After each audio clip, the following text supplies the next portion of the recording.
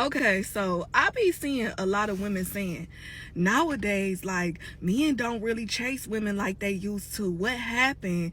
You know what I'm saying? Men not like they used to be. And it's like, nowadays, a lot of women ain't nothing to chase. Back in our grandma day and back in the day when women were provided for and when women were taken care of, a man actually had to put in a certain kind of work to get certain benefits from women. They had to marry a woman to have a baby with her. They had to marry her to get her in the house cooking and cleaning. Nowadays, women give a man everything for the bare minimum.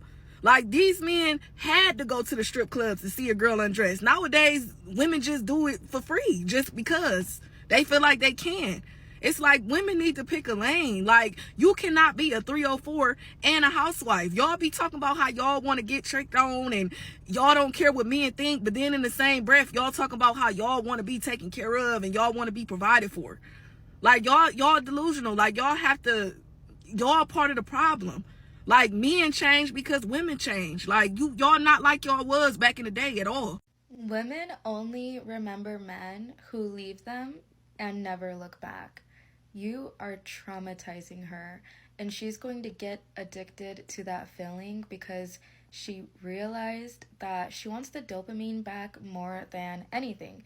A man who has self-respect, a man who has any ounce of respect will leave a woman and never come back to her.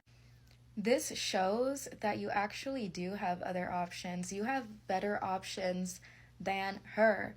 And the reason she remembers you is because she's used to men being desperate. Oh, babe, please give me another chance. Text messages, phone calls, blowing up her phone, begging her to be with him. But that one guy who lets her go and never looks back, whoo, the most attractive man on earth, let me tell you. If he's a good man. 101 coaching in bio. The New York Times just posted this article, Men, Where Have You Gone? Please come back.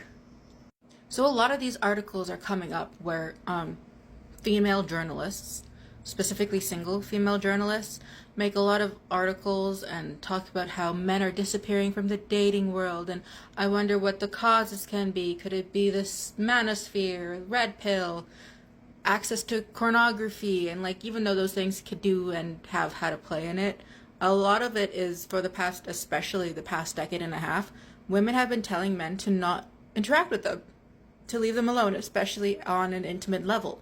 Women have been calling men's intimacy useless to them.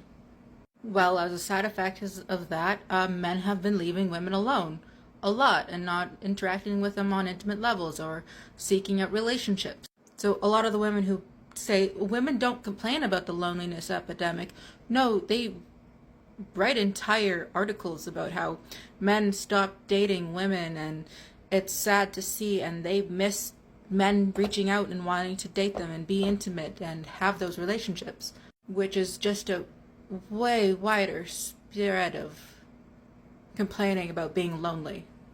The better a man treats his woman, the more abundance he receives and the more wealth that he generates, because the way that he treats his woman is the way that he treats the feminine energy inside of him, which is the energy that is responsible for magnetizing from receiving from God. And if a man treats women poorly, it's because he has a bad relationship with his feminine energy, therefore he is not magnetizing, and that will reflect in his bank account. It's not a coincidence that the poorest countries in the world are the ones oppressing, abusing, and killing off their women, not giving them freedoms, and the richest countries in the world are the ones that give women the most freedom. Because women were created after the feminine energy. They are amplifiers. They are gardens. If you water your garden, you treat it well, it will grow beautiful fruits, vegetables, and give you an entire home. If you treat your garden bad, it will grow out weeds and rot your entire place. Therefore, the better that you treat women, the more magnetizing and abundant you will come. Oh my God, who said that? Men don't care if they're not welcomed. They don't expect people to just accept them into a group like women do, because again, men live in the real world. Women do not. We live in this play pretend world where we're given more credit for what we actually do than we do. So I've seen you speak many times about the the detrimental effects that all of these things have on men's mental health, and that they have a higher rate of suicide, they have all these things. And so I think that it's really interesting that you care a lot, seemingly, about men's mental health, but then at the same time you'll say, oh, men don't care if you're mean to them, men don't care if they're not welcomed. You say all of these things that have an impact on men's mental health. So I think to care about one, you have to recognize how it impacts the other. What I'm saying is men understand that that's the real world, and they know there's nothing they can do to change that. Women go into a man's world and they expect to be given special treatment and privileges. For 40 years, women have told men to leave them alone. Don't approach me, you creep, they would all say. And it turns out if you keep telling men to stay away from you, they will. Modern women are going on TikTok to whine about men not approaching them. Back in the day, it was simple. A guy saw a pretty woman, walked up to her and said hi. Of course, women called that predatory and patriarchy, and now everything's messed up. Men not approaching women anymore. Nobody's dating anymore. And no, it's not because people are lazy, shallow, or afraid of commitment. It's because we're all trying to build love in a system that was never designed to hold it. This isn't a you problem, it's not even a them problem.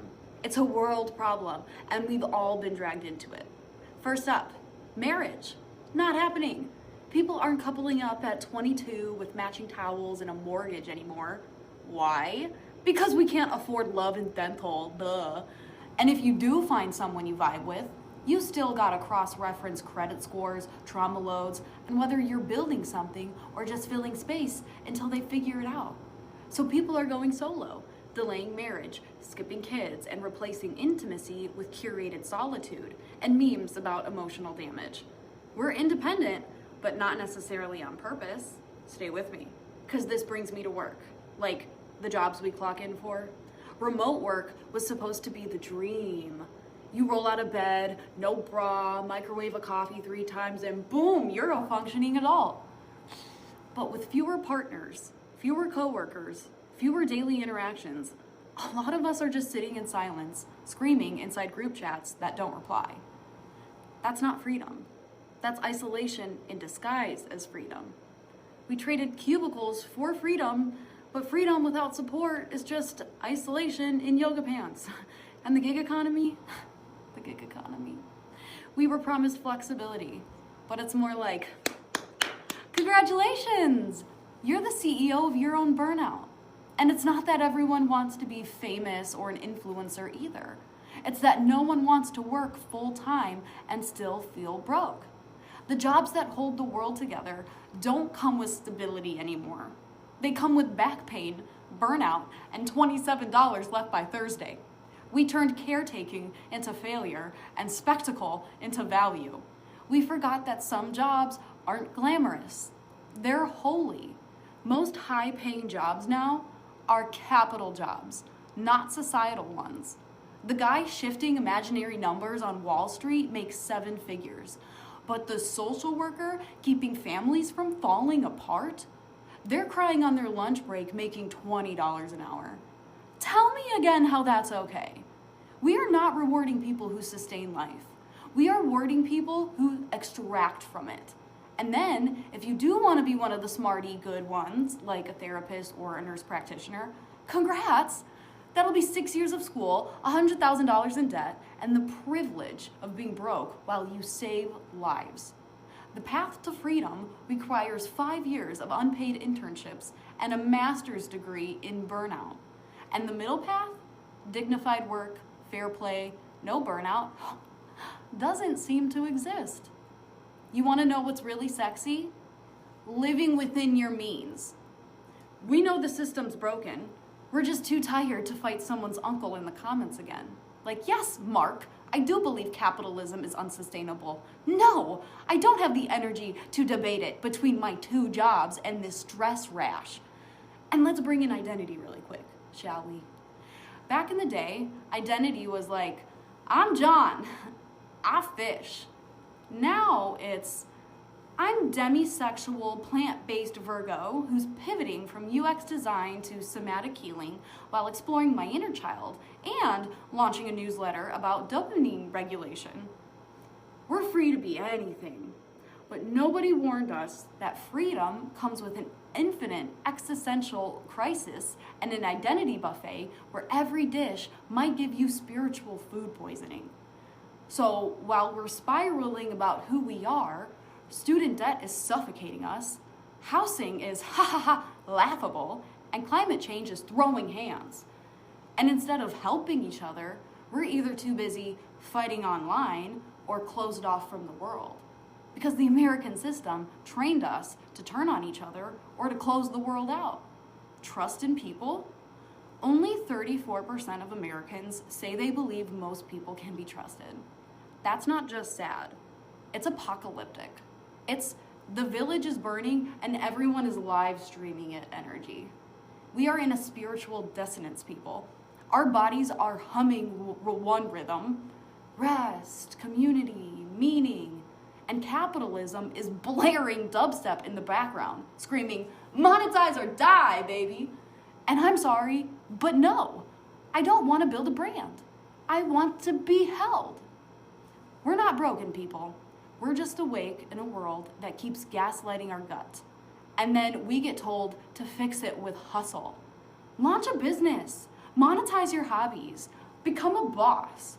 Man, launch what? The microwave? We don't need passive income.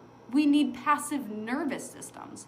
We need to stop measuring worth in productivity and start remembering that being human is not a brand strategy.